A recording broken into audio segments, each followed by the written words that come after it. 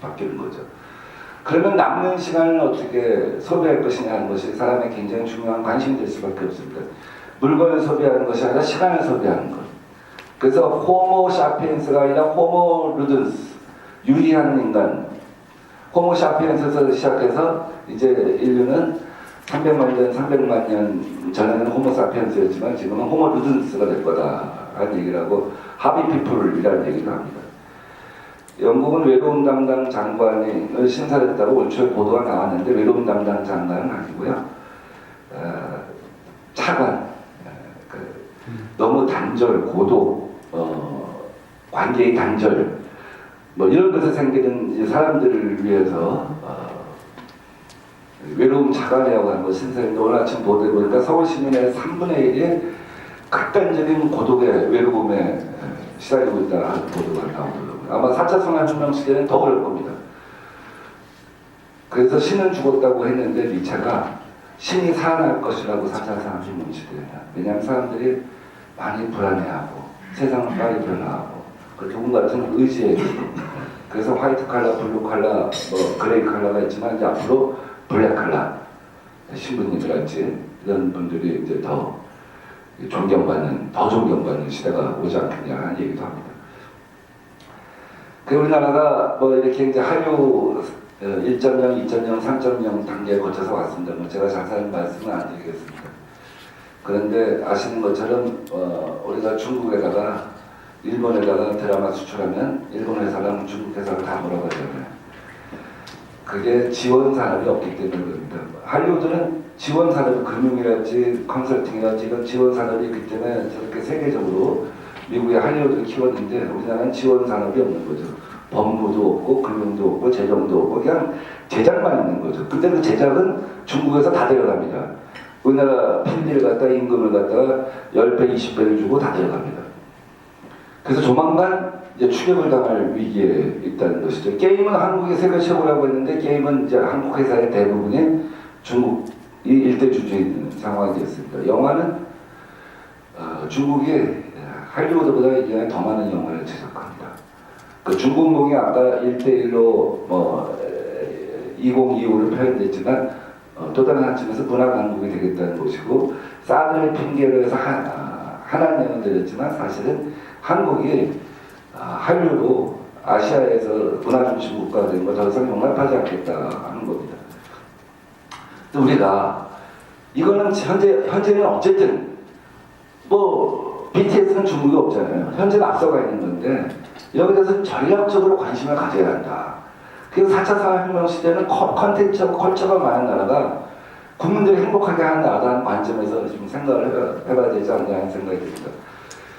이 공유경제, 우리가 4차 산업혁명을 제가 A, B, C로 얘기했지만 사실 많은 사람들은 그런 어떤 특정 산업 분야가 4차 산업혁명을 여는 것은 아니다.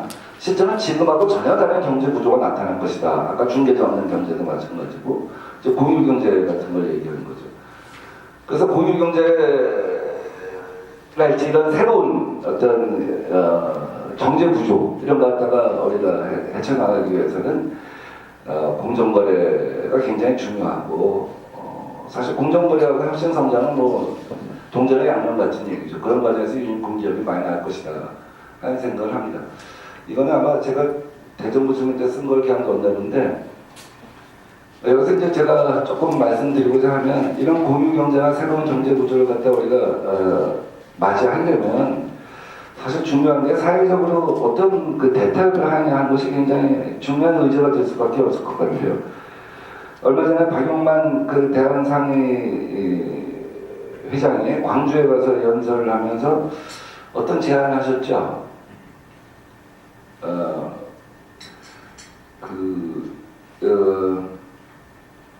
기업 복지를 갖다가 기업이 이제 복지 문제를 갖다 고민해야 할 때가 됐다. 그래서 이제 기업 복지를 갖다가 하자. 근데 그 사이드 기사에 보면은 대한상이 정초인가요? 대한상이죠. 대한상에 대해서는 고등학교 졸업할 때까지 한 달에 50에서 100만 원씩을 갖다가 주는 것을 생각해야 되지 않냐. 저출산 문제가 너무 심각하다. 사실 현재 이 상태로 가면은 애기음 소리가 더 안 나면 현대가 차를 팔고 싶어도 차를 팔 데가 없습니다. 삼성의 핸드폰을 팔고 싶어도 팔 데가 없습니다. 일본의 아마존닷컴에 34주간 베스트셀러가 됐던 책이 뭐냐면 미래연표입니다. 미래연표에 보면 2020년에 일본 여성의 3분의 1이 50세 이상이고 2024년도에 일본 인구의 2020년에 일본 여성의 절반이 50세 이상이고 2024년도에는 일본 인구의 3분의 1이 65세 이상이고 2027년도에는 일본에서 수혈을 할 수 있는 혈액이 이제 부족해지고 2030년, 33년에는 일본에 있는 집의 3분의 1이 공가가 되고 2040년에는 일본의 지방자치단체의 3분의 1이 소멸한다는 얘기입니다. 인구만큼 정확한 건 없죠. 인구 통계학, 인구 경제학만큼 정확한 게 없습니다. 왜냐하면 투입된 부분이 평생을 가잖아요. 1958년생, 제가 58년생인데 100만 명입니다. 우린 베이비 부머가 1953년생부터 61년생까지 얘기하는데 중국에서는 1962년생부터 시작합니다. 중국은 1962년생이 2,400만 명입니다.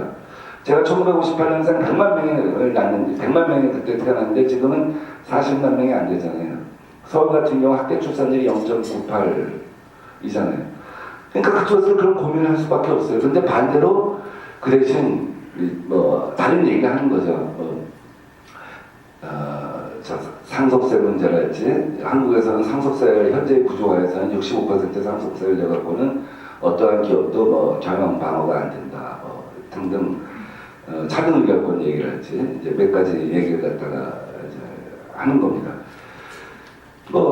얼마 전에 또 자유한국당 대표가 내년부터 아이 나오면 1억씩 주자. 아이 나오면 1억씩 주자. 근데 내년에는 우선 3천만 원 주는 걸로 그쪽에서 안을 짰더라고요. 그럼 어떡할까? 아까 노동조합 얘기도 했지만 전 정치가 그럴 때는 그걸 받아먹는 게 정치다고 생각해요. 그래? 1억씩 주자고? 그럼 좋다. 어떻게 하면 해결이 되지? 은하가 저출산 문제가 어떻게 하면 해결되지? 2007년도부터 시작해서 2016년까지 160조 쏟아붓고도 학기 출산율은 더 내려가는데 박근혜 대통령 말기에 국가 생존의 문제라고까지 얘기했는데 근데 해결이 안 돼요. 그러면 어떻게 돈을 갖다 집어넣어야지만 해결될 것인가에 대한 정확한 합의가 돼야 되고 또 세금은 어디서 조달할 것인가에 대한 합의가 있어야 되는 거죠. 세금은 어디서 조달하죠? 기존 세금에서. 자유한국당은 내년에 단기 일자리가 너무 많다. 그 단기 일자리를 없애고 그걸 갖다가 3천만 원씩 주자 했는데 그럼 내년에 태어나는 아이들한테는 3천만 원 줄 수 있지만 후년에 태어나는 애들한테는 어떡하죠? 그 후년에는 세원이 만들어져야 되고 이런 거에 대한 사회적 합의가 있어야 될 거 아닙니까? 전 정치가 마찬가지라고 생각해요. 공유경제 오늘도 새 부총리 후보가 카카오 택시 문제 아침에 카풀 문제를 갖다 해결하겠다 이렇게 얘기하는데 정부가 이제 카풀 문제에 대해서 열어주겠다는 얘기를 하는 거죠. 근데 공유경제를 카풀 하나로만 생각해갖고는 사회적 합의가 안 될 거라고 생각돼요. 개인 택시 반발하죠, 법인 택시 반발하죠, 내후년 선거 앞두고 있죠. 그 공유경제에 대한 전체적인 상이 먼저 그려져야지 공유경제에서 우리가 대중적으로 가장 쉽게 생각하는 이 카풀부터 하겠다고 했다가는 정치적 그 합의가 안 된 상태에서 도전을 갖다 견뎌낼 수가 없다는 것이죠. 그래서 이런 미래 사회가 어떻게 될 것인가 갖다 생각해 보면 공유경제, 중개자 없는 경제로 갈 텐데 여러 가지로 갈 텐데 단순히 어떤 비즈니스 어떤 부분이 유망하냐의 문제를 넘어서서 그런 부분에 대한 준비가 있어야 되고 그런 부분에 대한 준비가 되려면은 저는 그 사회적 합의 특히 정치가 필요한 순간에 어떤 타협할 수 있는 그런 것들이 굉장히 중요하다는 생각이 듭니다. 자, 저런 얘기만 하면 사람들한테 희망을 줄까요? 축적의 시간이라는 책이 있지 않습니까? 어디서 이뤄버렸는가 우리가 새로운 성장 동력을 그래서 저 얘기만 하면 될까요? 저는 근본을 흔들지 않아 갖고는 안 된다는 생각이 듭니다. 이게 얼마 전에 저 TV를 1년에 한 몇 시간 안 보는데 우연히 잠깐 봤어요. 그랬더니 명견 말이라고 하는 곳에서 세계 수학자대 4년마다 한 번씩 열리는 세계 수학자대에 가서 한국의 수학 능력 시험을 보여준 겁니다. 영어로 번역해서 그때 세계적인 수학자들이 너무 어려워서 자기 못 풀겠다고. 그래서 이건 어디다 쓰는 거냐고 그랬더니 대학 입시에 쓰는 거다. 그랬더니 특정 대학교에서 쓰는 거냐? 아니고 모든 학생들이 보는 시험이다. 그래서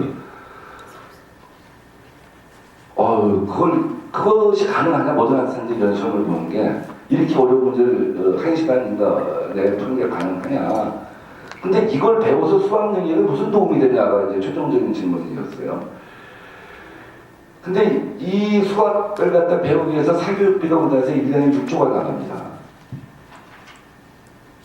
그러면 이건 국가가 사기치는 거예요. 국가가 애들의 억지로 변별력을 1등에서 10등까지 만들어갖고 차등화 시키기 위해서 그리고 사교육비를 갖다 6조를 갖다 쓰게 한다? 저는 이걸 바로 바꿔야 한다고 생각됩니다. 교수님들 계셔서 제가 교육 문제에 대해서 제가 말씀드리긴 뭐합니다만 저는 그냥 간단하게 생각해 몇 가지만 하면 되는데 제가 주제랑 벗어나기 때문에 길게 얘기 안 하고 한 가지만 얘기하면 저는 그냥 고교 학점제 했으면 좋겠어요. 누가 서울대 국문과에 가고 싶어요. 서울대 국문과에서 학생을 뽑고 싶었는데 뭘로 뽑겠어요? 수능하고 몇 가지 갖고 뽑겠죠. 요새는 학종인가 갖고 뽑겠지만 서울대 이런 대학교에서 근데 수학능력 시험을 갖고 뽑는 것보다는 걔가 한문을 학점을 이수했는지 국어 2를 했는지 고전을 했는지 프랑스 문학을 했는지 영문학을 갖다가 학점을 이수했으면 그 학점을 했는데 등급이 걔가 A 플러스다 A다 그럼 뽑아가면 되죠. SAT 시험처럼 그렇게 한 3번 1년에 3번 보고 대학 입시가 간단하고 자기 재능을 발휘하게 해.